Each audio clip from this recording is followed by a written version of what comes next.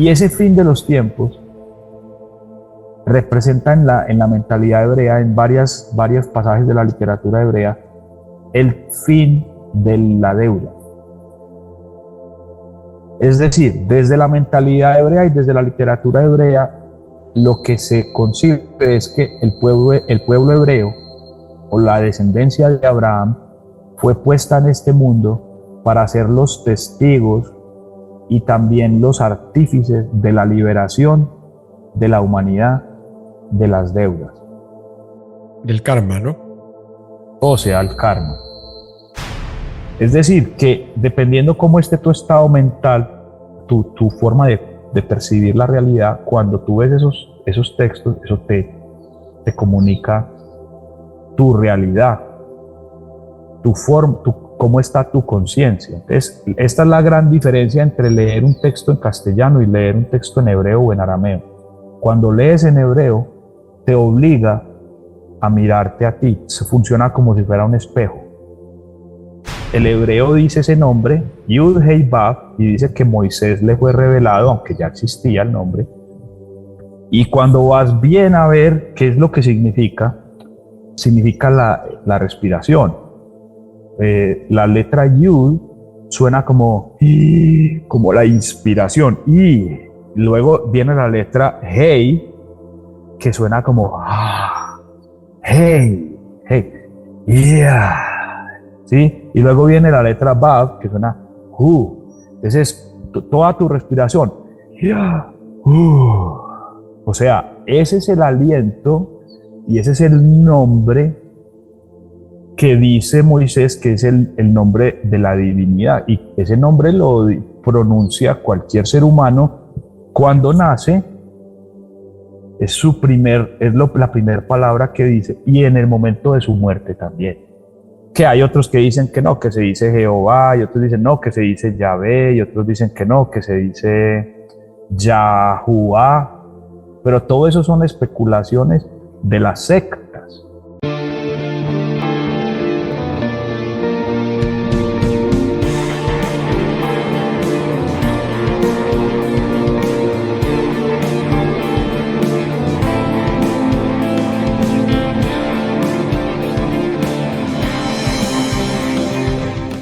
Saludos, hoy tenemos nuevamente con nosotros a David Macías, escritor, músico e investigador de textos sagrados, símbolos y lenguas antiguas como el hebreo y el arameo.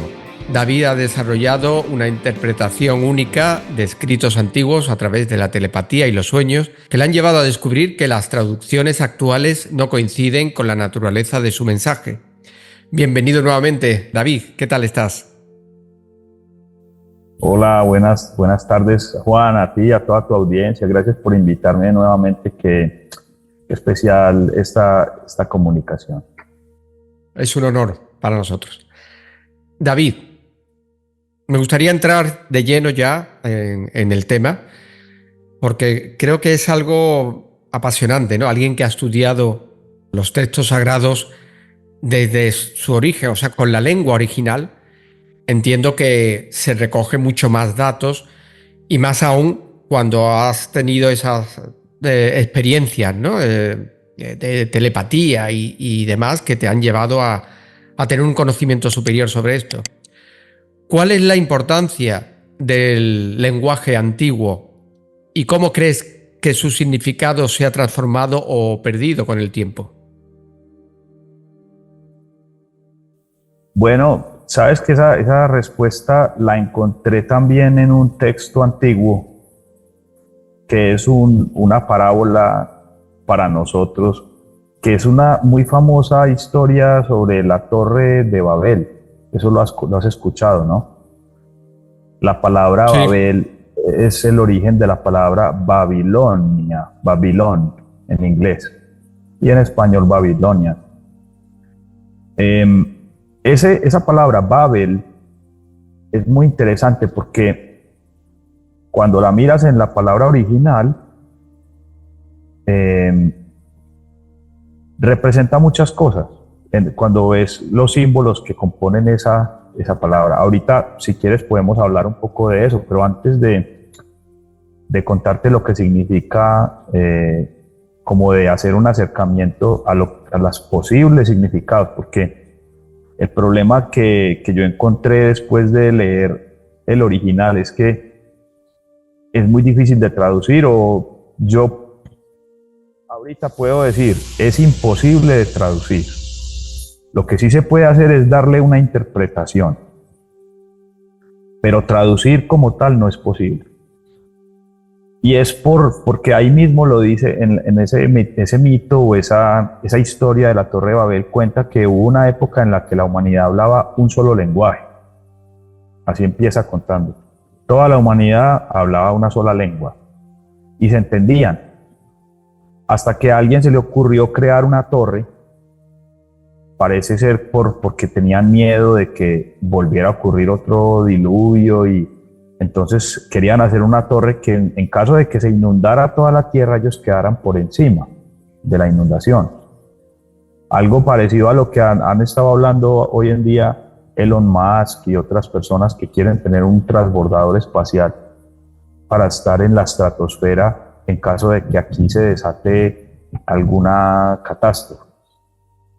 Es la misma idea, solo que en esa época, y está escrito como de que eso fue antes de la época de Abraham, y de hecho fue justo después de la época de Noé, o en la época de Noé, es otro relato de esos textos antiguos, que no se llama Noé. Nosotros nos dijeron que se llamaba Noé, pero realmente su nombre es Nuaj, y su nombre significa muchas cosas. Por eso te digo que son parábolas, porque sirven para tener un acercamiento a realidades que son de la naturaleza humana y de la búsqueda o de la comunicación del humano con lo divino.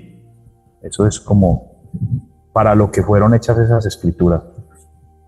Son como un mapa de navegación, si uno quiere más o menos decirlo de alguna manera, que te llevan y te van dando como unos indicadores señalándote cómo está, como mira un navegante en alta mar, ve las estrellas y sabe a dónde está el norte, dónde está la estrella Polaris, y entonces con eso ya sabe hacia dónde queda el sur, oeste, y de la misma manera estos textos están escritos de una manera que son hechos con jeroglíficos.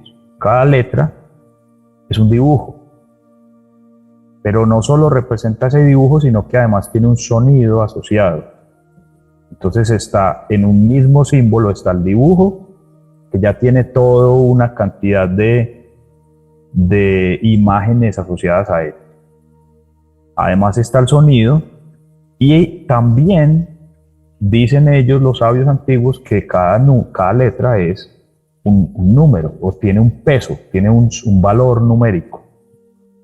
Entonces, al hacer cálculos con los valores numéricos, te das cuenta que hay otra manera de encontrar sinónimos.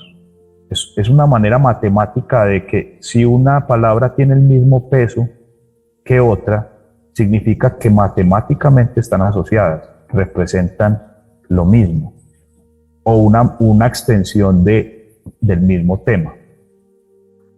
Para volver al tema de lo de la Torre de Babel, Juan, cuando en la Torre de Babel dice que cuando se les ocurrió esa idea de hacer la torre, parece ser que el miedo generó, y ahí dice, que los poderes celestiales descendieran a la tierra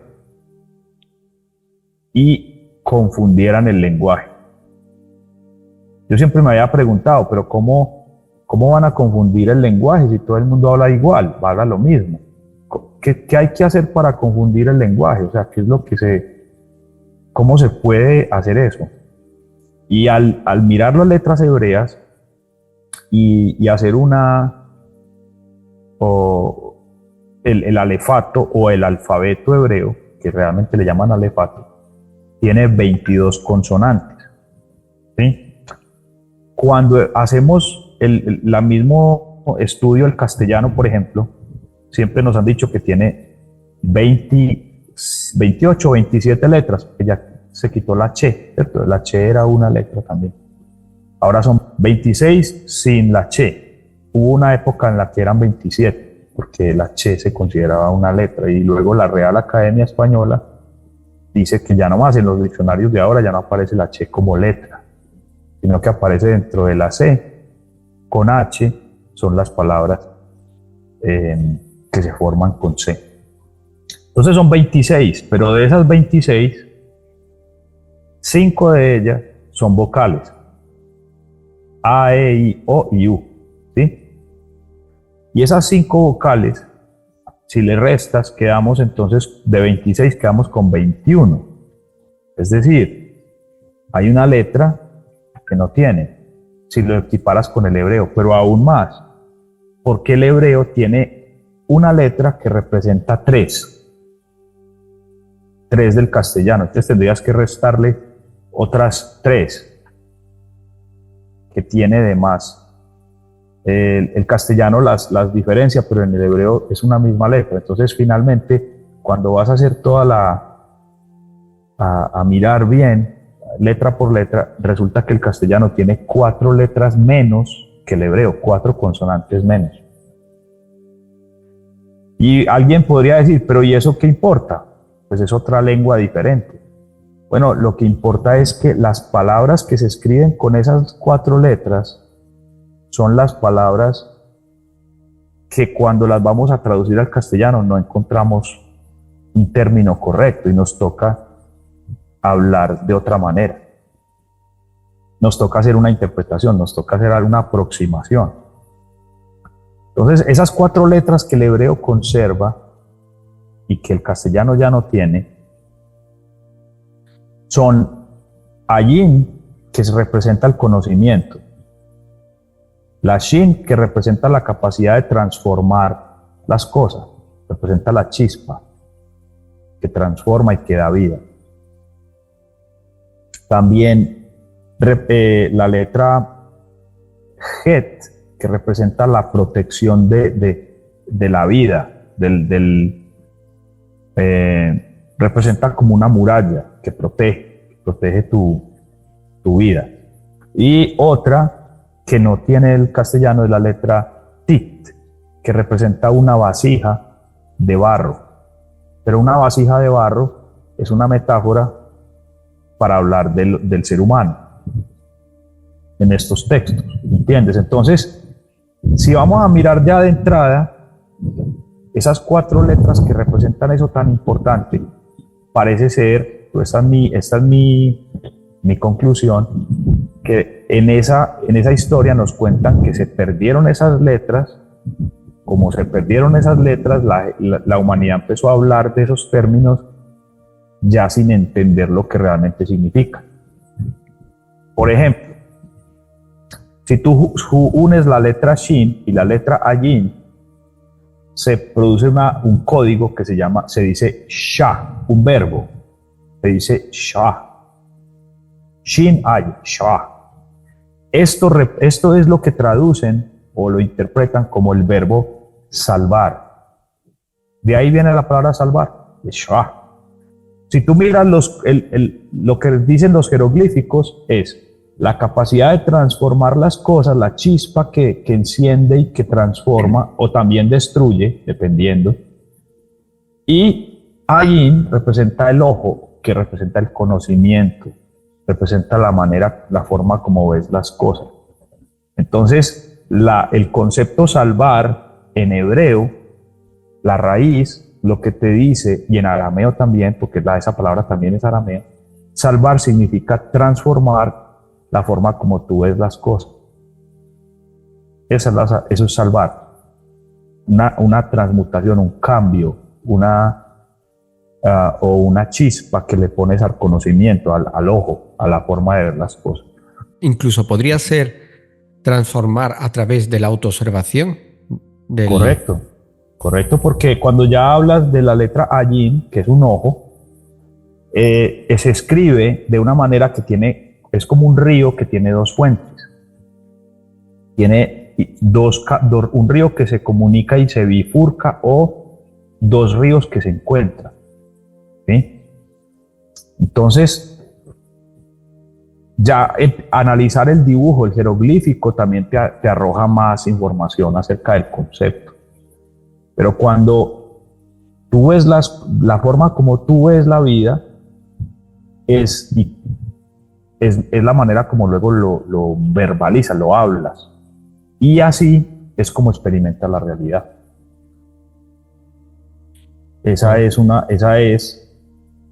Entonces, salvarse desde el concepto hebreo no tiene mucho que ver con la idea religiosa de la salvación, sino es más algo más práctico, es algo más que tiene que ver con cómo tú ves las cosas. Y tener la capacidad de cambiar tu perspectiva es lo que produce el verbo salvar. Y de esa palabra Shah es de donde viene ya el sustantivo, si le aplico la letra Yud y la letra Vav, el sustantivo Yeshua. Yeshua es un código que significa salvación. Entonces la raíz es lo mismo, es transformar el conocimiento, pero le pones otras dos letras que le activan y lo pasan de ser un verbo y lo convierten en un sustantivo. Ya no es salvar, sino salvación. Entonces la Yud representa una mano, representa de hecho la palabra ayuda viene de la letra hebrea Yud. Que hay otros que le dicen Yod o Yud, pero nosotros tenemos el castellano, ayuda viene de ahí, porque tú dices, dame una mano, ayúdame, ¿sí? Eso es la letra Yud. Entonces la palabra Yeshua empieza con esa letra, Yud, que significa la mano que está siempre ahí, ayudándote. ¿Me hago entender? Esa es la idea. El hebreo es muy directo en cuanto a que no existe dualidad. El hebreo siempre unifica. Todo es una sola cosa y no hay dualidad. Las lenguas que derivaron después, el castellano, el inglés y todo, son lenguas que producen dualidad. Y ese es el mito de la Torre de Babel. Por eso no se entienden y terminan peleando, se separan. Uno se va para un lado, el otro se va para el otro y así se genera la expansión, que la gente no se quede en una sola ciudad creando una torre. Ese es el mito. Y si tú vas a analizarlo ya lingüísticamente, tiene que ver con conceptos, con esas letras que se perdieron y que entonces la solución a esa dualidad es regresar a esas letras originales y entender su concepto. Eso lo que haría es que destruiría las religiones, pero quedaría una sola verdad. Eso es porque las religiones, cada religión es una interpretación de esos textos. Y los que se vuelven celosos de una sola interpretación y dicen, no, esta es la interpretación correcta y esta nos quedamos con esta, y ya ahí se forma una primera secta. Luego vienen otros y hacen otra interpretación y hacen su propia traducción y dicen, no, esto se interpreta así, y ahí se otra segunda secta. Pero todo ese sectarismo no es un fruto de la comunicación directa con la divinidad, al contrario, es un fruto de la desconexión y es un fruto de lo humano, del miedo, de la desconfianza, de la mentalidad dual, de estar siempre pensando en términos de antagonista, de enemigos. ¿Me hago entender? El deseo de ser el que maneja todo y el que las cosas son como quiera ¿cierto? Esta perspectiva y que este punto de vista sea el que gobierne. De ahí vienen los imperios.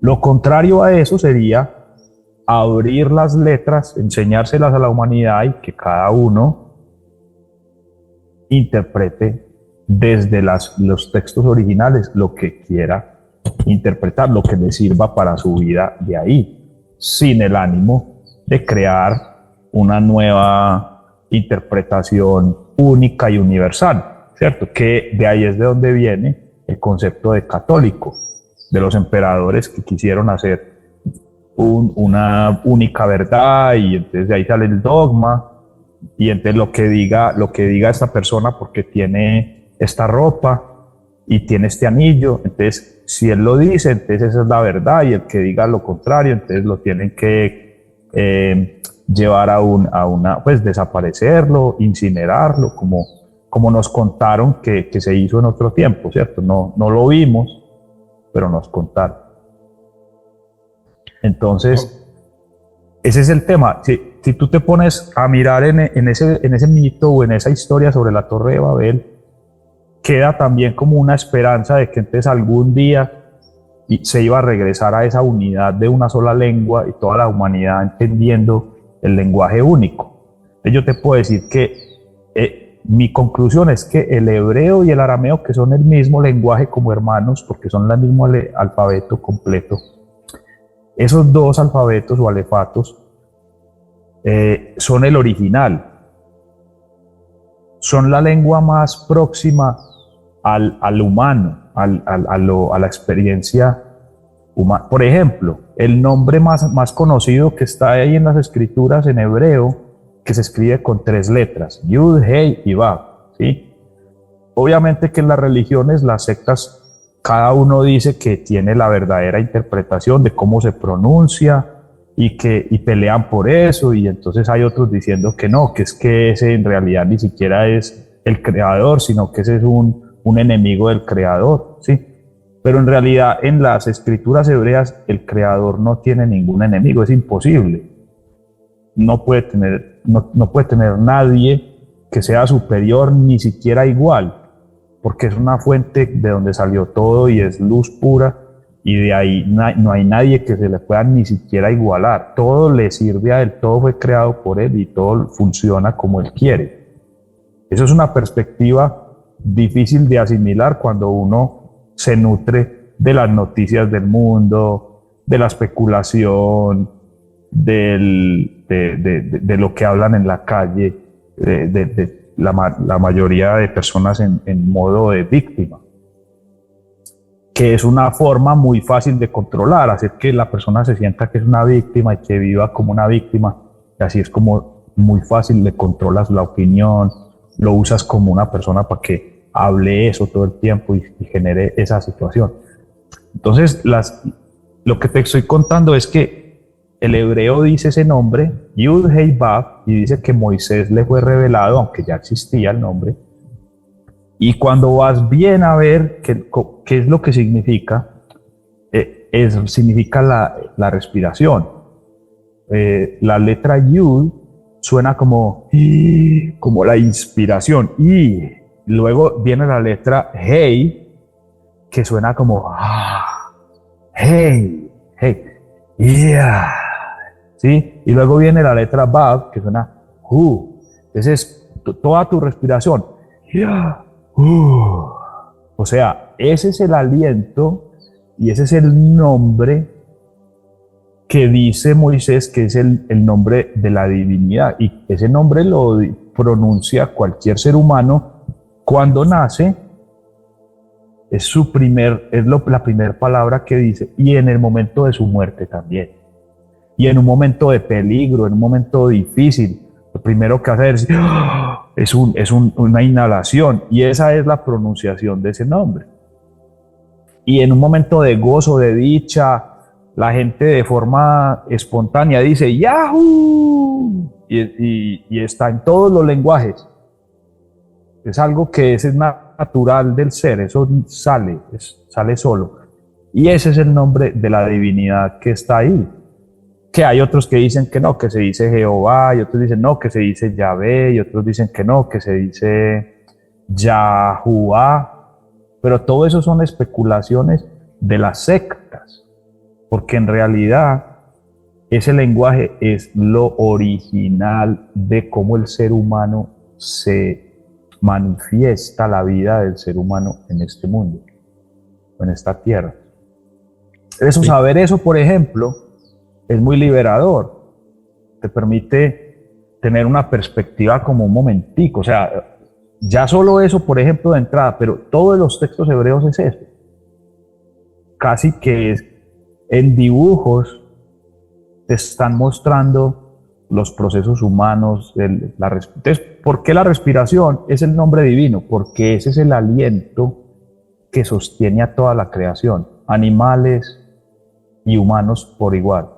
Un solo aliento, un solo aire. Tú estás allá en este momento en España, en Iberia, respirando el mismo aire que yo aquí. Estamos a miles de kilómetros, pero es el mismo aire. Ese es el concepto hebreo y por eso es tan estrictamente monoteísta. Y por eso el primero de los mandamientos, pues una forma de decir, porque ni siquiera es un mandamiento, sino que es un principio. El primer principio es, escucha que solo hay uno que maneja todo esto, porque si tú estás dependiendo del mismo aire que yo, tú y yo, eso nos hace exactamente iguales frente al aire. Si dejas de respirar, ya no puedes estar más aquí, igual yo. Dependes absolutamente de la respiración, yo también. Así que ese es el primer principio como de respeto por el aliento divino que nos sostiene a todos, porque ese aliento es una cosa que es un origen divino, porque se sostiene solo, se mantiene solo, siempre ha existido, salió de otra esencia primordial, pero se adaptó y es lo que es para que nosotros podamos vivir. Y dependemos de él. Ese es el concepto. Eso es completamente distinto a lo que las religiones, al discurso de la religión. Y es mucho más cercano a lo que los indígenas de cualquier parte del mundo te van a decir. Y ahí es donde encontré otra cosa, que las palabras indígenas de acá de Cusco y de Machu Picchu y incluso de Colombia, al mirar esas palabras, cuando las miro con letras hebreas, me doy cuenta que nacieron esos conceptos del hebreo. Obviamente, mira, en los textos antiguos se le dice Shamaima a los cielos. Hay varios cielos, pero este se llama Shamaima y es lo mismo que la palabra Pachamama. Exactamente el mismo origen. Pachamama tiene una letra más, que es la letra Pei, que significa la boca. Pero es exactamente la misma lengua.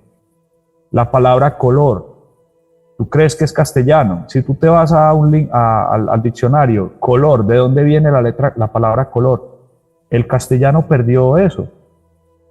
Creo que los lingüistas no lo saben, de pronto habrá algunos que lo saben. Yo nunca lo he escuchado que nadie lo explique.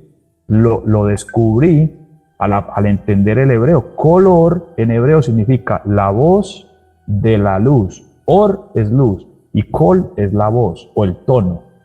Tono de luz, color. Eso es hebreo. Interesante. Y así te vas yendo. Casi todas, yo digo ahora, todas las palabras que existen tienen su origen ahí. Porque lo veo el día a día. Cualquier palabra. Tú puedes cogerla en castellano y lo empiezas a transliterar y te das cuenta que, claro, son conceptos que nacen de esa combinación de jeroglíficos. Así que ese mito de que toda la humanidad hubo una época que habló el mismo lenguaje, es muy lógico que, claro, es verdad. El chino, que también... El mandarín, sí. El mandarín, sí. Que es también a base de símbolos y demás. No sé si has llegado a estudiar algo de él. Yo también quiero empezar a estudiar el kanji, pero he visto un par de cosas. Por ejemplo, la palabra jardín en mandarín se escribe con dos dibujos, un huerto y una serpiente. Y la palabra que nosotros tenemos para jardín en el arameo se dice pardés. Jardín se dice pardés. Pardés es de donde viene la palabra paraíso o paradiso, italiano. O sea que de todas maneras todas las lenguas han nutrido y vienen del mismo origen.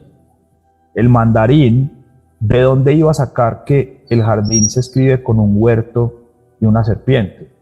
Y esa es la historia que está en el Génesis, sobre el jardín del Edén.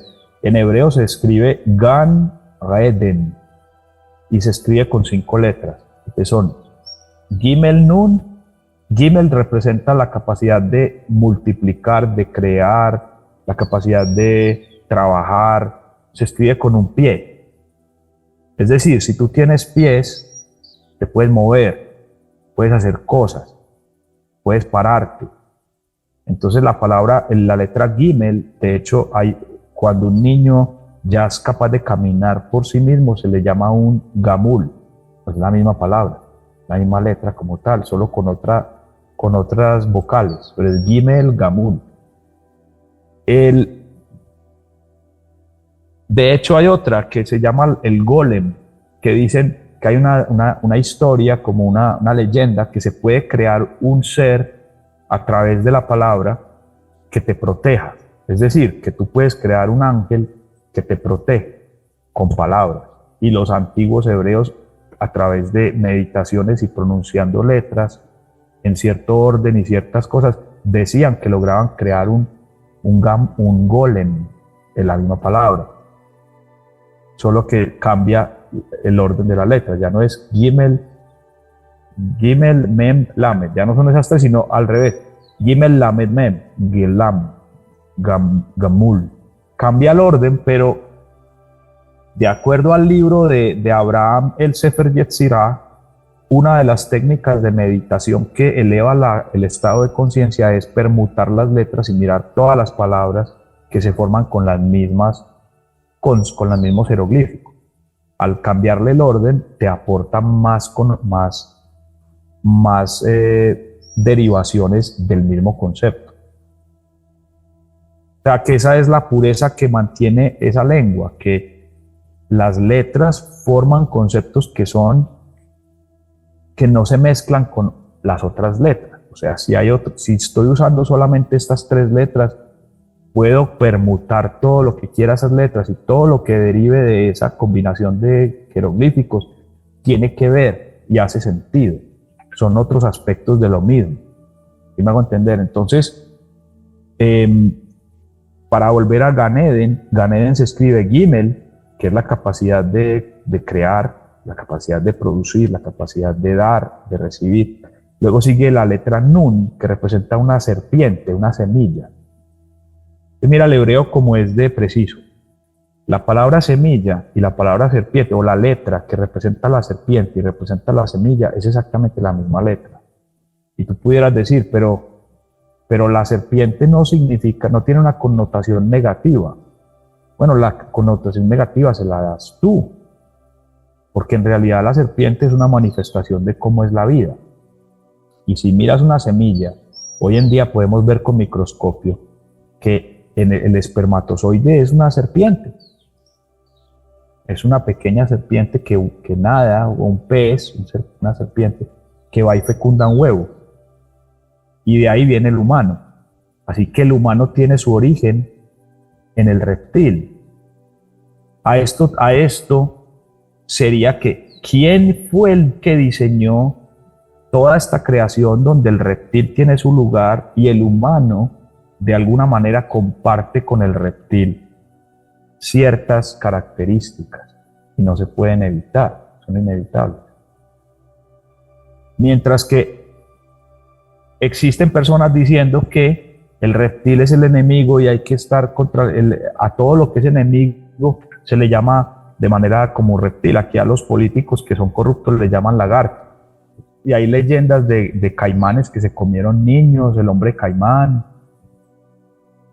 Todo eso está en la mitología popular porque el ser humano le tiene miedo a la serpiente desde una época en la que empezó una enemistad entre el humano y la serpiente. Y eso está en los textos antiguos, esa es la historia del jardín del Edén, que hubo una enemistad. Entonces la enemistad es que puso al hombre, al humano, en enemistad con su propia naturaleza y la naturaleza que había hecho el mismo creador, y lo puso en una posición de enemistad, que antes de eso, según dicen los textos, el hombre tenía autoridad total sobre toda la creación, incluida los reptiles. Pero de alguna manera algo ocurrió que esos reptiles se pusieron por encima, o la mentalidad reptiliana, o la mentalidad de reptil, se puso por encima de la mentalidad humana original que tiene origen divino, que es la imagen de la divinidad. Si lo vas viendo, o sea que lo mismo que nos cuentan esos textos en el original están en las mismas letras. Mira, solo te estoy diciendo lo que significa Gan Eden, o sea, el jardín del Edén. Lo primero es la capacidad de multiplicar, el segundo es la letra, es una semilla o una serpiente. Luego viene el ojo otra vez, el conocimiento. Y luego la D, que es la letra Dalet, que significa la puerta.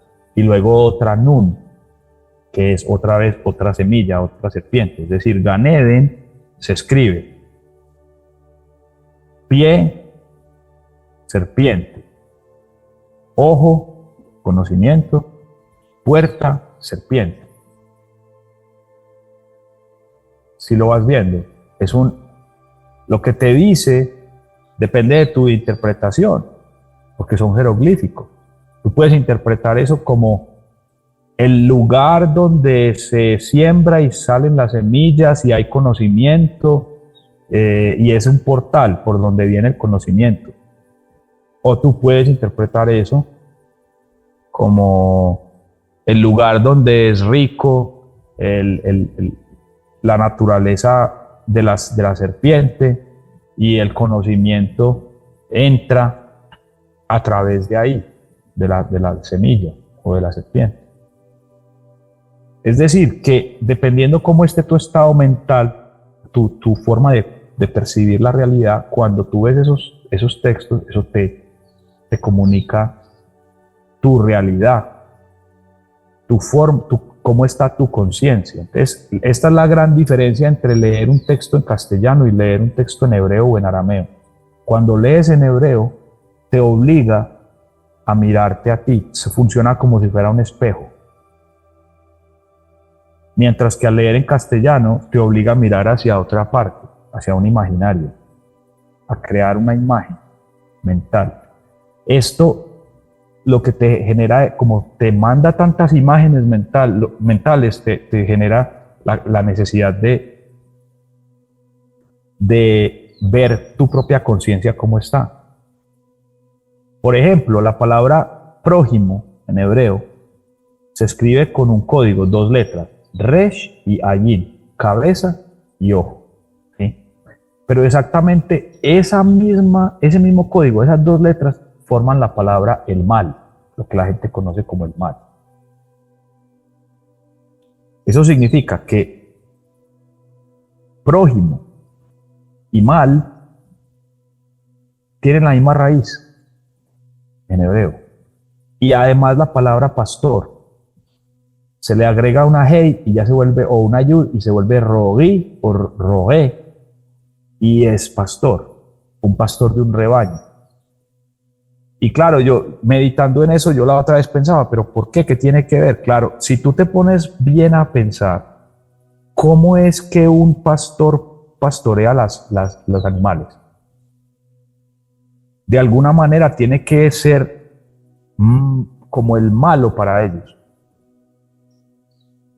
Y el prójimo, que tú crees que el prójimo pues es tu vecino, el que está más próximo a ti, también se escribe mal. Para poder definir tu personalidad tienes que definir el del otro como que eso es lo que no es, lo que está mal. Y por eso es que hay un mandamiento que dice que ama a tu prójimo como a ti mismo, y en realidad está escrito así, Ahabta raeja como hoja, o sea, ama a tu mal como a ti mismo. Y claro, porque lo que te está diciendo es que lo que tú ves mal en el prójimo eres tú, es tu percepción. Y eso es lo que te obliga al hebreo a mirar. Si lo lees como yo te estoy diciendo, si lo lees como los jeroglíficos que son. Qué bueno. Esa es la diferencia. Esa es la gran diferencia, y es una diferencia muy grande, porque mientras que la traducción te va a llevar a la secta, al fanatismo, a la religión, el original lo que te lleva es a la reflexión y a una imposibilidad de juzgar. Entonces, si tú no eres capaz de juzgar a los demás, tampoco vas a recibir el juicio, porque el juicio viene de tus propios juicios. El juicio que recibes en la vida viene de la manera como tú ves y hablas de los demás. Porque es como una ley que está establecida de rebote, que lo que das, recibes. Y no damos solamente cosas materiales, también damos palabras, damos hasta nuestra perspectiva sin necesidad de comunicarla. Ya el solo hecho de ver las cosas de una manera ya genera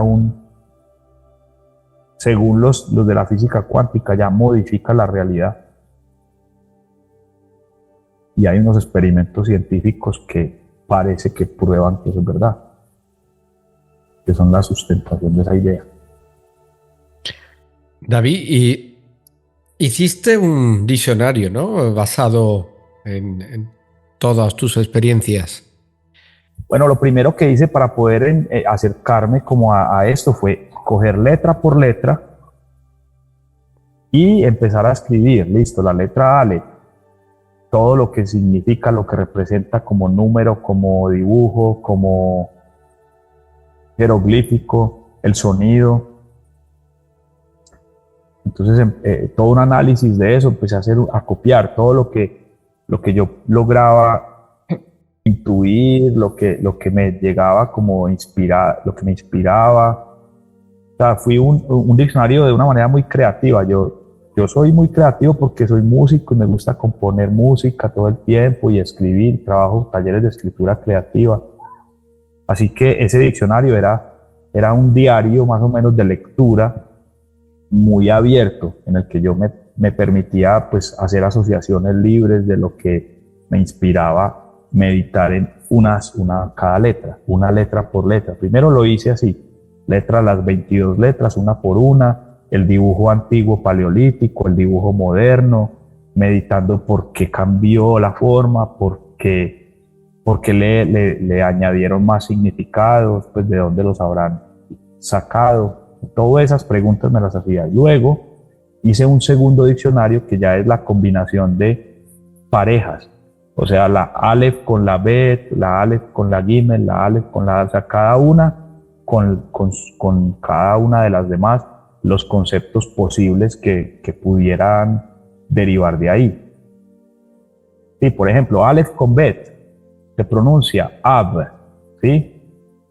Aleph significa el origen y significa el número 1 y significa... en la antigüedad lo dibujaban como una cabeza de ganado. De ahí viene nuestra letra A, solo que está al revés, pero en la antigüedad era como las dos aristas hacia los lados, hacia arriba y el palito en la mitad, simbolizando la cabeza de un ganado, la cabeza de un... Mira, representa esto. Si tú miras en la antigüedad, ¿cuál era el hombre más rico de una comunidad? Era el que tenía una cabeza de una vaca en su casa, y a veces la ponían afuera, ¿sí? Eso representaba que tenían ganado, que tenían animales, que tenían cuero, tenían alimento, tenían carne, tenían sustento para toda la familia, eran los ganaderos. De ahí viene esa idea de alfa, el macho alfa. Mira que el macho alfa, ¿qué es el macho alfa? Que se alimenta principalmente de carne, tiene más testosterona, es más saludable, más fuerte, entonces su voz suena más duro, entonces tiene más músculo, por lo general son cazadores o son vaqueros, ¿cierto? O sea, vienen de esa cultura. Entonces yo hice todo ese imaginario, lo empecé a entender. Luego está la letra Bet, que significa casa. Literalmente casa se dice Bayit. Y de ahí viene la palabra Bet. Pues el concepto es el mismo. Y es el dibujo de un techo, un muro y un piso. Es decir, una casa, un hogar. Representa tu hogar, representa tu mundo interior, representa tu familia, representa... la construcción de un lugar sagrado también, de una casa para la divinidad, o sea, la construcción de un templo. Y eso está en solo la palabra Aleph Bet, Ab, que se pudiera decir Aleph Bet, de ahí viene la palabra alfabeto, Aleph Bet, alfabeto. O sea que desde el concepto hebreo y arameo, la palabra Ab significa el origen, el uno, que construye la casa, que construye la familia, que la levanta, ¿cierto? Porque estoy combinando Aleph Bet, Ab. O sea que desde la palabra Ab es el origen de la palabra padre, Abba, en arameo. Abun, Abuni, Ab, Abi, Abi, mi papá, Abi, nuestro papá, Abuni o Abinu en hebreo. En arameo, Abuni y en hebreo, Abinu, pero es la misma palabra. Cambia el orden de 2 letras, pero es la misma palabra. O sea que en hebreo, el padre, el concepto de padre, que se dice Ab, también se pudiera decir que el padre es el alfabeto como tal. Porque alfabeto, Aleph Bet, el alfabeto es el padre. Entonces así fue como yo entendí por qué, por ejemplo, Juan, el que está en los evangelios, empieza su exposición diciendo, en el principio estaba el Logos estaba con la divinidad, el Logos era la divinidad y ya estaba en el principio. Porque él está haciendo una meditación en cuanto al concepto Aleph Bet, y los logos son cada jeroglífico, cada letra es un logo. Entonces, como quien dice, lo primero que hizo la divinidad o el creador fue cada uno de estos logos en su mente, lo que representan ellos, no ellos como los dibujamos ahora, sino lo que ellos representan, como unos poderes, unos pensamientos que fueron los que generaron esta creación. Entonces ahí lo entiendes. El Logos era un título que se le daba en la antigüedad a un sabio, y en la antigüedad un sabio era cualquiera que supiera leer o escribir. Mira esto tan tremendo, eran analfabetas todos. Es el que sabía leer y escribir los logos y podía explicar el origen de las palabras, era un sabio. Todavía, ¿sí? Y digamos que esto que estoy haciendo yo es de alguna manera es un proceso de alfabetizaje muy sencillito, es volver a enseñar el alfabeto, lo que realmente significa, el origen de nuestro alfabeto, porque el castellano viene del hebreo,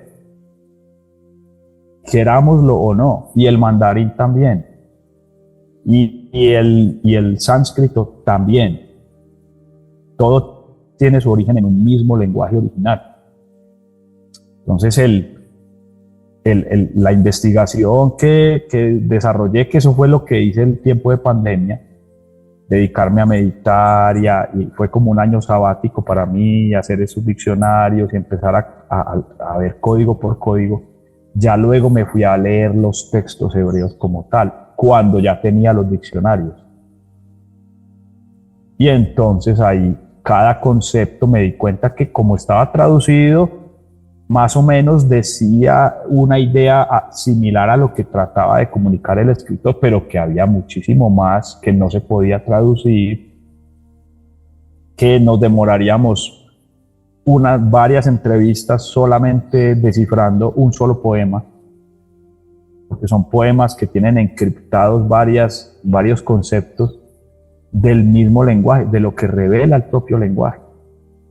Entonces hubo una época en la que un maestro que estudiara los logos, los jeroglíficos, le daban un título que se llamaba Logos Viviente. Si tú hacías todo ese curso y hacías todas las pruebas que tenía y salías como pues te salía bueno el examen, te daban el título y podías enseñar. Y el título era Logos Viviente, es decir, esta persona te puede enseñar a leer y escribir y sabe todo lo que es el significado de todas las cosas. Y los seres humanos analfabetas tenían, su ignorancia era que hablaban de una manera que generaba en ellos enfermedades o problemas, pero era por la manera como estaban hablando. Entonces la manera que ellos corregían su palabra era que alguien les enseñara el origen de cada palabra para que con las mismas palabras transformaran otra vez su realidad y así eran sanados con el poder de la palabra. Eso es la raíz de lo que luego nos llegó como los evangelios, como las buenas noticias, como todo lo que las religiones luego convirtieron ya en otra cosa, en un negocio educativo distinto de dogmas y de cosas. Eso es otra cosa distinta. Pero en su esencia, un maestro de la antigüedad lo que le iba a enseñar a las personas era lo que significaban las palabras. Cada palabra, empezando por el nombre divino, por ejemplo, que te he enseñado, que es la respiración. Que si tú respiras el aire con la conciencia de que dependes de ese aire y que nos sostiene a todos, es una relación muy diferente con la vida. Muy diferente. Es una relación de respeto, una relación de conciencia que vas a tener unas respiraciones limitadas, por lo menos en esto, como humano. Como humano va a llegar un día que ya no vas a respirar más. Puede que tu vida continúe de otra manera, ¿sí? Ya no como humano. Puede que humano sea simplemente una preparación para otra cosa, puede, ¿sí? Y de eso las pistas de eso son las historias, las vivencias, las experiencias más allá de la vida, los testimonios que tantas personas han contado. En ese caso, si la vida continúa, ya no es como humano, ya no respiras, ya es otra forma de vida distinta, o respiras otra cosa, ¿sí? O sea, ya no es este aliento que hay acá. Entonces, bueno, de eso se trataba también el misticismo hebreo original, de que cada persona se comunicara directamente con su divinidad sin necesidad de intermediarios. Eso fue lo que quiso enseñar Moisés. El pueblo de esa época le dijo que no, ellos querían una religión, un sistema de carnicería sagrado, de sacerdotes carniceros que sacrificaran sin sufrir al animal, lo partieran, se quedaran con las partes más importantes ellos y le dejaran la carne que ellos querían seguir comiendo carne. De ahí viene, esa es la historia, de ahí viene la religión. Inicialmente eran los carniceros sagrados. Pero el mismo Moisés estaba triste cuando le tocó fundar ese sistema, porque ese no fue el plan original. El plan original que él llegó a enseñarle a todos el código para que cada uno se comunicara directamente y viviera como le inspirara la conexión de su conciencia. Pero según el texto ahí dice que la gente le dio miedo, y por miedo, otra vez igual que en lo de la Torre de Babel, por miedo dijeron, no. Más bien, habla tú con él y nos dices, o sea, queremos ese el sistema religioso, como había en Egipto. Y ahí la familia de Moisés se vuelven los sacerdotes de ese pueblo. Eso es lo que está en estos textos originales. Pero todos los profetas y todos los sabios del pueblo dijeron, esto se tiene que acabar en algún momento, tiene que llegar un momento en el que la humanidad madure emocionalmente y ya no quieran que otro sea intermediario entre ellos y la divinidad. Y aparentemente la humanidad ha venido teniendo unos pasos como en ese despertar, ¿cierto? Según lo que vemos. Sin embargo, eso significaría el fin de ese poder religioso, que finalmente el que le da poder a eso son los humanos que tienen miedo. Así de sencillo, o sea, desde lo básico hasta de escala micro, ahora a escala global. Si los humanos dijeran, no, nos vamos a comunicar directamente, ya no necesitamos la intermediación, pues se acaba eso, se acaba ese negocio. Y si se acaba ese negocio, pues cambia la humanidad totalmente, porque todo está conectado con ese negocio. todo está conectado con el negocio de que haya otro que te diga cómo es que tienes que ser, vivir, de cómo es que te tienes que conectar con la divinidad y no tú mismo. Eso es el tema, y por eso es tan importante, me parece a mí, este tema de las letras hebreas, y por eso ya tengo los cursos, los que quieran hacer los cursos, tengo pocas, hay uno que hago 1-a-1 y otro de grupos, pero el de 1-a-1 me queda muy poquito disponibilidad. El de grupos me quedarán 2 o 3 capacidad para abrir otros grupos. Yo te quería preguntar, esta información la primera vez que te llega fue por telepatía, ¿verdad? Mira, la primera vez fue un sueño. Yo estaba en la época, antes de la pandemia, yo tuve como una corazonada de que iba a pasar algo especial. Al principio fue una corazonada, me desperté a las 3 de la mañana y sabía que me tenía que dedicar por un tiempo a seguir mi conciencia, a escuchar esa conciencia y a lo que me dijera, y me empezó a llevar en un camino que yo no me imaginaba. Me decía, llama a esta persona, habla con ella, llama a esta otra persona, y a medida que iba siguiendo esas corazonadas, esa intuición, se iba abriendo una ruta que pareciera que fuera un plan, y yo empecé a ver que todo estaba muy conectado y empecé a recibir cada vez mayor claridad de lo que iba a pasar. Empecé a decirle a la gente, a mi familia, que no se fueran a poner Sí. las medidas sanitarias, pero eso ni siquiera lo habían anunciado, no había pasado, eso fue un año antes. Nadie se imaginaba. Yo en algún momento le decía a algunas personas, mira, dentro de unos meses tú no vas a poder abrir esta oficina, no vas a poder venir a trabajar aquí, esto te lo van a cerrar, ni siquiera vas a poder ir a mercar al supermercado como lo haces ahora, con la libertad que lo haces ahora. Y la verdad no me creía, nadie me creía, solo un poco. Hay unos que lo escuchaban y decían, ¿de dónde está sacando eso? Y yo decía, no sé, o sea, yo veo esto, veo que esto es lo que va a pasar, no sé por qué.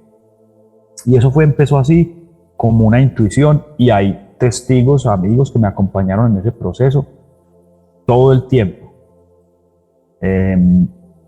Entonces, cuando ya llegó el tema, el día que iba a empezar todo, yo tuve un sueño muy especial. Soñé que un chino, muy angustiado, me hablaba en mandarín, llorando y quejándose, y me sacó de la ciudad y me llevó afuera de la ciudad. Y desde afuera de la ciudad pude ver mucha gente que salían volando en una espiral, todos vestidos de blanco.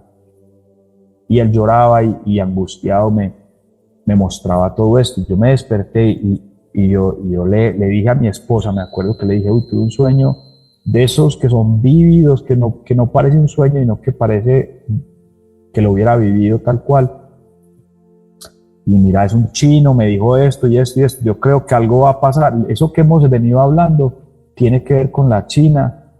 Tengo esa corazonada y algo va a pasar. Y ese día había que comprar para el almuerzo, me fui a comprar lo que faltaba para el almuerzo.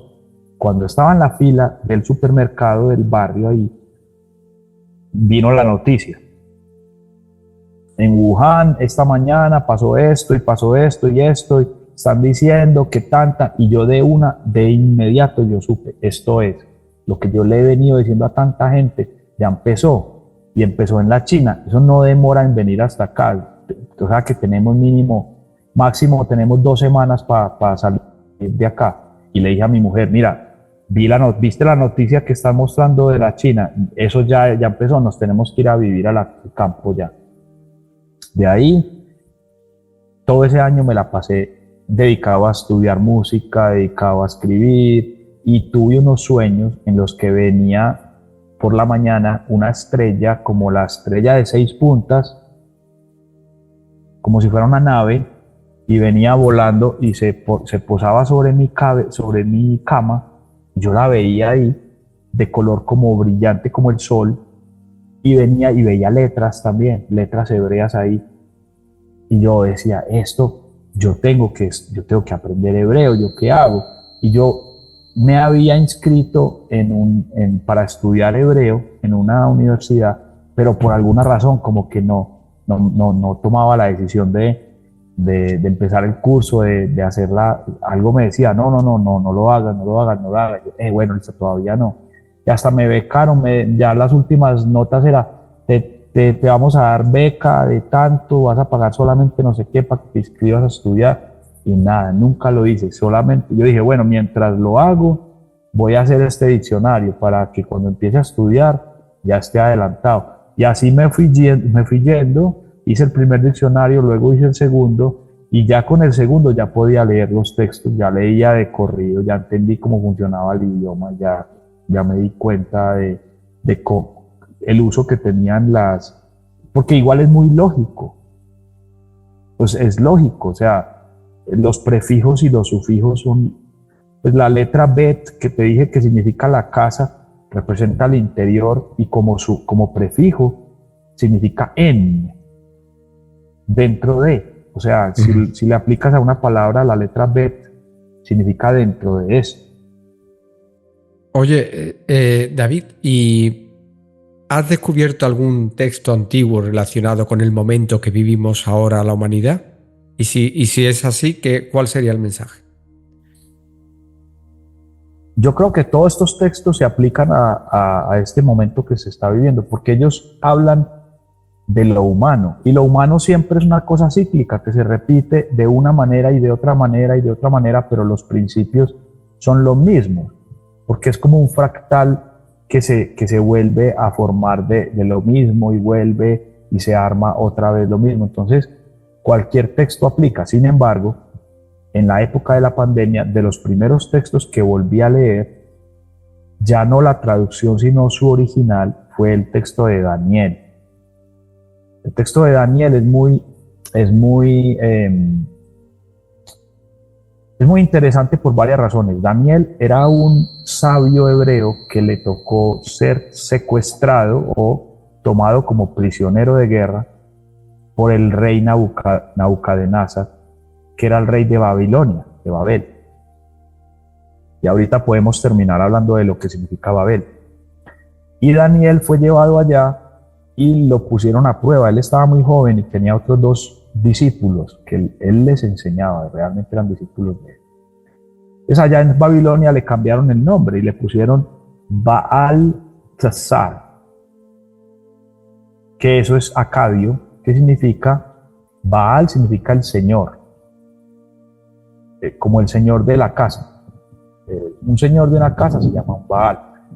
También en hebreo existe esa palabra, se usa, Baal, y tiene que ver con la palabra Babel. Ahorita vamos allá, pues tiene la misma raíz. Pero la palabra Baal Tzazar, nosotros la conocemos por la historia de los Reyes Magos. Los Reyes Magos que visitan, sobre todo en España y aquí en Colombia, que hasta se celebran los Reyes Magos, a veces más que la propia Navidad. Y el festivo feriado de Reyes Magos se dan regalos y son los mejores regalos a veces. Eso es una tradición que viene de los evangelios, de cuando iban a ser este rabino Yeshua. Mira que si lo vemos como si fuera una parábola, todo es una historia muy linda. Iban a hacer la salvación, porque eso es lo que significa Yeshua. Y entonces vinieron a visitarlo unos sabios de Oriente, y entre ellos Baltasar, dicen la tradición y la leyenda. Bueno, Baltasar era el mismo Daniel. Daniel fue que dejó una escuela en Babilonia. Cuando él vivió fue el hombre más sabio que existió allá, y dejó una escuela que perduró después de sus días, y él dicen que le dejó una herencia grandísima en oro a cuando fuera a nacer el hijo del rey David. O sea que él, como si fuera un súbdito del reino de Israel, prisionero, pero se volvió antes muy próspero y un rico y un sabio de la antigüedad, le dejó unos tesoros escondidos, ocultos, en oro y en mirra y en lo que era más costoso en esa época, para que cuando fuera el tiempo que se iba a cumplir eso, fueran y le llevaran esos regalos a él allá. Y esa es la historia que tenemos en los evangelios, que llegaron con regalos de incienso y mirra y oro al niño, que porque era el rey de los judíos, o sea, el descendiente del rey David, que esa era la mentalidad, que iban a ser un hijo de David, superior al rey David, y que iba a enseñarle a la humanidad la verdad sobre cómo ser libres de lo que llaman la deuda, el karma. ¿Sí? Entonces, Baltasar, es decir, Daniel, dejó un texto escrito donde hay una parte muy enigmática en la que él tiene un encuentro con unos seres celestiales, una visita de un mensajero que no es humano, sino un ser de luz, un ser espiritual, un ángel, como le quieran llamar, según su religión, un extraterrestre, un pleyadiano, como según sea tu forma de ver la realidad, lo vas a dibujar, ¿no? Este ser de luz que visitó a Daniel le explicó cosas concernientes al fin de los tiempos. Y es muy específico ese concepto, fin de los tiempos, así se llama. Y ese fin de los tiempos representa en la mentalidad hebrea, en varios pasajes de la literatura hebrea, el fin de la deuda. Es decir, desde la mentalidad hebrea y desde la literatura hebrea, lo que se concibe es que el pueblo hebreo o la descendencia de Abraham fue puesta en este mundo para ser los testigos y también los artífices de la liberación de la humanidad de las deudas. Del karma, ¿no? O sea, el karma. Exactamente, es lo mismo. Karma es una deuda. Qué interesante. El sistema económico actual está basado en la deuda.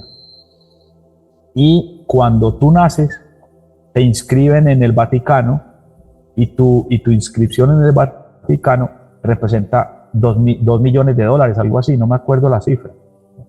Que en teoría tú los pudieras ir y reclamar. O sea, en vez de que ellos te los administren, tú puedes ir por ellos, en teoría. Hay gente que lo ha hecho, porque se supone que están comerciando con tu vida. O sea, tu vida es la que le da el valor al dinero. Sin eso, el dinero no tendría ningún valor.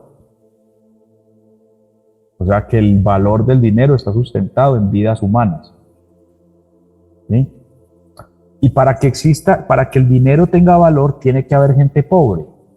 Porque si todos son prósperos y todos tienen lo mismo, entonces el dinero pierde valor.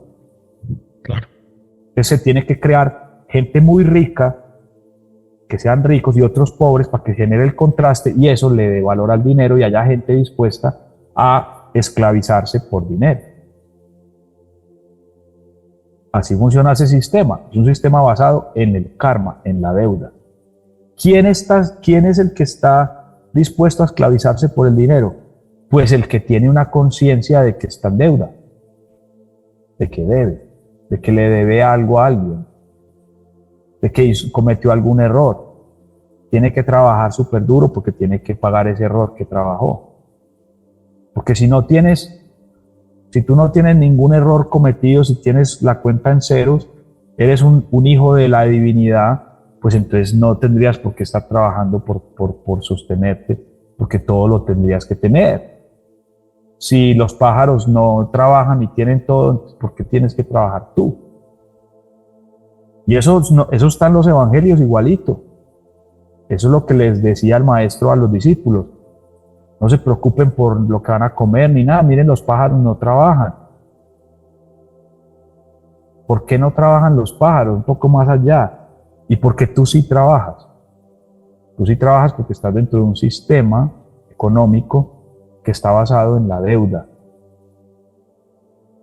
y en la esclavitud. Esto es difícil de decir, son cosas que estamos diciendo. Yo sé que ya lo han dicho otras personas, pero asimilarlos con esta nitidez es la verdad, así funciona eso. Sin embargo, el pueblo hebreo vislumbró y los profetas hebreos hablaron y escribieron poemas sobre un tiempo en el que la creación toda ya no iba a existir esa deuda original que genera enemistad entre el hombre y la serpiente. O sea que la enemistad entre el hombre y la serpiente no tendría por qué existir. Esto es lo duro, porque hay muchas personas que siguen queriendo mantener la enemistad con esa parte reptiliana, cuando lo que había que hacer con esa parte reptiliana es someterla con la autoridad que tiene un hijo de la divinidad. Porque si el ser humano es el reflejo de la divinidad, pues entonces toda la creación se tiene que rendir ante el ser humano,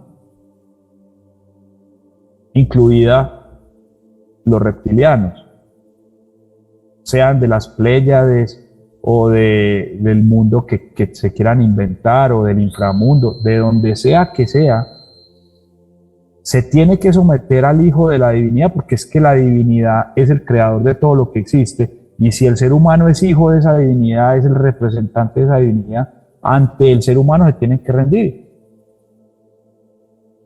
Tienen que decir, aquí estamos para servirte, porque para eso fuimos creados prácticamente.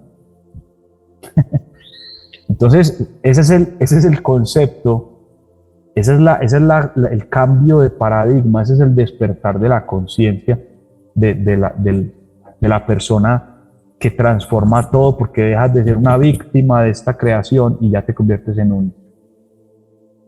un reflejo del creador, o sea, otro creador, un co-creador, sin miedo, ni a los reptiles, ni a las ballenas, ni a ningún ser, por grande o pequeño que sea, ni a ningún zancudo, ni a ningún bicho, así sea microscópico, así huele en el aire.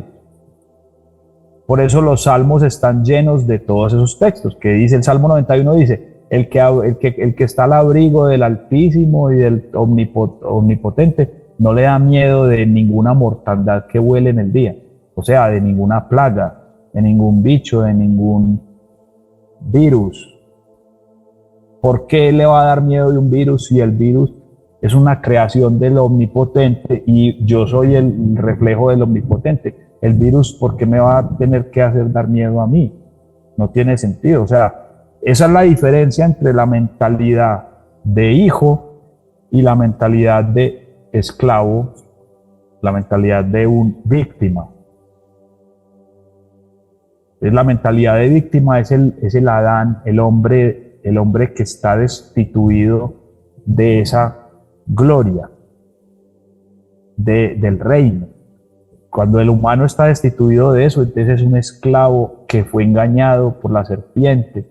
Es toda una situación de víctima. Mientras que el humano que acepta todo, dice, a mí no me ha engañado nadie, yo fui el que tomé la decisión de hacer esto y crear esto, yo soy el responsable de mi propia creación. Esta creación la hice yo con mis palabras y con mis hechos. Esta situación que estoy viviendo ahora es mi creación. Ahí es donde está ese es el verdadero despertar de la conciencia humana. Salir de la situación de víctima a entrar en esa situación de creador.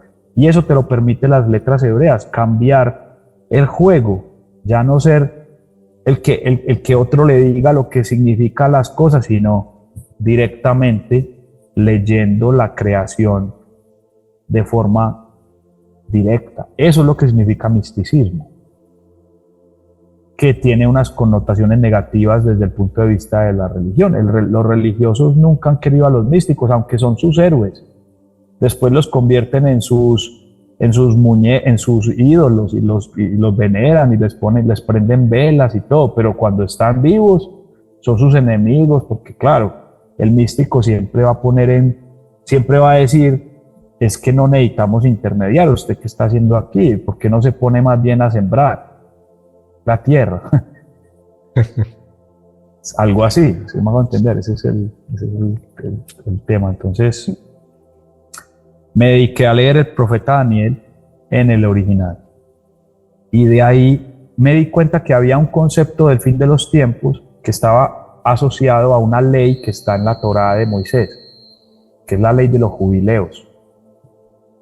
Cada 70 veces, cada 7 veces 7, 49 años, se debía una fiesta solemne, celebrar, que es la fiesta del jubileo, y se le debe perdonar las deudas a todas las deudas que tengan contra ti, las debes perdonar, y además debes restituir. Si tienes la tierra de otra persona, debes devolver su tierra. Una ley que lo que era es un reflejo de que eso a nivel cósmico ocurre. Sea que el ser humano lo quiera hacer o no, eso se cumple. ¿Me hago entender? O sea, eso es lo que significa según la mentalidad hebrea, que en la Torá está escrito, entonces eso se va a cumplir. El hombre quiera o no quiera. Si el hombre quiere, se va a cumplir por las buenas. Si no quiere, se va a cumplir por las malas. Porque es una ley. ¿Me hago entender? Es más o menos, esa es la idea, de ahí viene.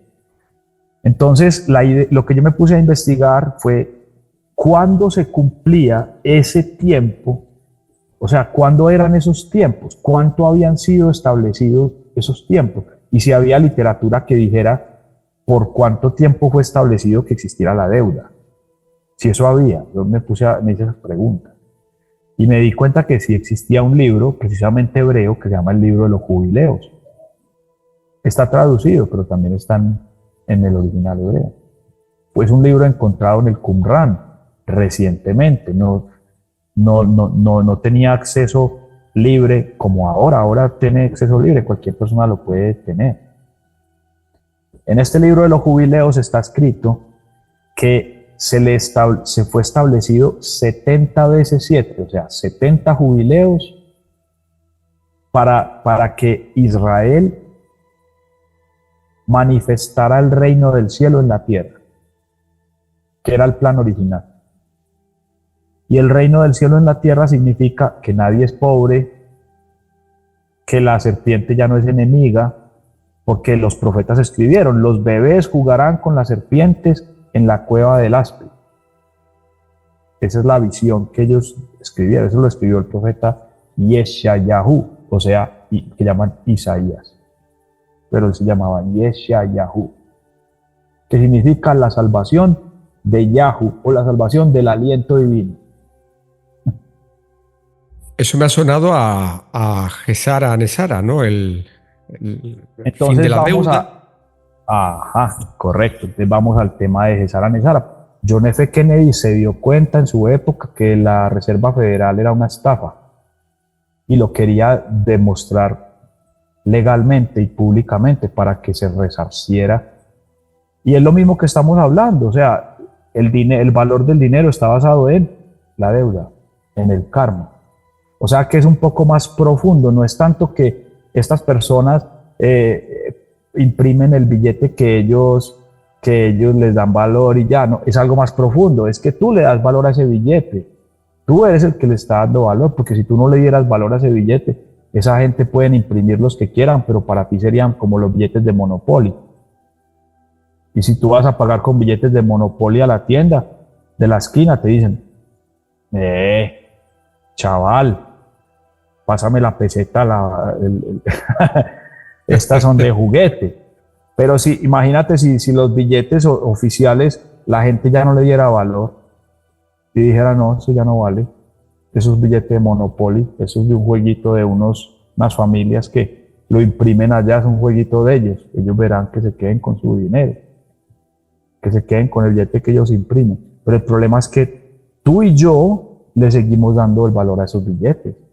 No es tan fácil como que es que ellos son los que le hacen eso y entonces controlan toda la información y todo, porque pagan todo ellos le dan gasolina a los proyectos que ellos digan y los otros proyectos no. Eso es el rollo con eso, porque entonces llega otra moneda, otro internet, y entonces el problema es que ¿quién está preparado para soportar ese cambio y para entender el por qué el otro sistema era una estafa? Porque es que eso cuesta entenderlo. Cuesta. Porque tú trabajas duro por ese pan que te comes y entonces te sabe rico ese pan que luchaste. Y si luego no tienes que volver a hacer nada por ese pan, entonces sí vas a seguir comiendo ese pan. Esa es la pregunta. Esa es la pregunta que eso genera. ¿Qué te puedo decir? En eso yo estoy igual que todos. Yo no sé. Pero Yo no te sé si la ley contactaron general ¿Ah? los Me pleyadianos, contactaron, dices. alguien me llamó aquí de Colombia, me dijo, soy una unificadora planetaria, soy de los que estoy proponiendo personas para este proyecto, esto lo está liderando en Chile. Eso no es no está oculto ni nada, es un chileno contactado que lidera la educación escolástica. Hemos visto tus entrevistas, hemos visto que has logrado muchas cosas. Queremos proponerte como candidato para que lideres un proyecto educativo de transformación acá. Y eso me lo propusieron porque eso es lo que yo hago acá. Yo he ya creado varios proyectos educativos de innovación en este momento y estoy creando otro para las comunidades que hacen homeschooling, que están por fuera del sistema educativo tradicional y trabajan desde la casa. Y estamos creando con un equipo de trabajo aquí, ya creamos un colegio y estamos creando este otro que Qué bueno. sí, eso es lo que yo me he dedicado. Entonces, ese camino me llevó a trabajar en la educación y eso más la necesidad también de tener a mis hijos en un proyecto educativo que les permitiera tener tiempo para desarrollar sus talentos, que fue lo que yo viví. O sea, mi experiencia es que a mí me faltó más tiempo porque se me fue mi tiempo estando en el colegio. Eso es lo que yo pensaba. Yo quería estar estudiando música, pero tenía que terminar el bachillerato. Y yo siempre tuve ese sistema como algo que iba a cambiar y que eso no iba a perdurar para siempre. Y me tocó ver cómo cambió y ser de los principales he propuesto aquí nuevas alternativas aquí en mi país. Y me llamaron para ese proyecto y me mandaron en la propuesta de educación escolástica y es una utopía, es una maravilla. Sería la educación que a mí me hubiera gustado haber tenido. Una educación en la que los primeros 7 años de vida solamente estás viajando y conociendo lugares con tu papá y tu mamá, financiados por el proyecto. En los segundos de 7 a 14 años estás viviendo en tu propio, creando tus dones. Si tú eres músico, entonces estás trabajando con los mejores músicos, aprendiendo con los mejores productores. Si tú eres pintor, con los mejores pintores. Todos tus talentos desarrollándolos con los maestros más capacitados, sin necesidad de calificaciones ni de requisitos de un sistema académico. Y al final, cuando tienes 14 años, vives los últimos 7 años de trabajo, ya de estudio, ya prácticos, haciendo tu propia propuesta de mejoramiento hacia la humanidad. Ya usando tus dones, tus talentos, lo que aprendiste para crear algo, una innovación, para proponer algo nuevo. Imagínate. Eso suena maravilloso. Suena, y eso es lo que dicen bien. que viene de las Pléyades. Son cosas que yo no puedo, yo nunca he visto un pleyadiano en mi vida, solo he visto los dibujos de la inteligencia artificial, porque todo lo que hablan de pleyadianos te lo mandan con dibujos. Es similar a la religión católica, que te hablan de estos maestros y no sé qué, y lo que te muestran son unos muñecos de madera que ellos tienen en unos castillos, porque aquí los templos parecen castillos, son como castillos medievales ahí con unos muñecos. Pero gente que tú no conoces, sino que has visto unos muñecos, lo mismo con los pleyadianos. Yo no conozco ningún pleyadiano. ¿Tú conoces algún pleyadiano? ¿Has conocido un hombre azul? Bueno, hace 40 años hablaban era de los marcianos y todo el mundo era que los marcianos, que Marte, que la vida en Marte, y resulta que ni siquiera Marte parece que existe. Es una estrella, ni siquiera es un planeta, sino una estrella. Son cosas... Cualquiera sabe. David, nos estamos yendo ya un poquito de tiempo. Si te parece, lo podemos dejar aquí. Muchísimas gracias por compartir el vasto conocimiento que tienes y tus descubrimientos tan asombrosos. Será fascinante ver cómo evoluciona tu trabajo y cómo continúa influyendo, ¿no?, en la comprensión de estos lenguajes antiguos. Te deseamos mucho éxito en todo tu camino, en todas tus facetas, que son muchas, ¿cómo puede el público contactar contigo? ¿Cómo puede encontrarte? Bueno, ahorita estoy abriendo si quieren hacer talleres de letras hebreas, estoy abriendo justo un curso y voy a dejar mis datos de WhatsApp para que el que quiera contactarme lo puede hacer como siempre lo han hecho. A quien tú lo puedes dejar, Juan, ahí mi teléfono.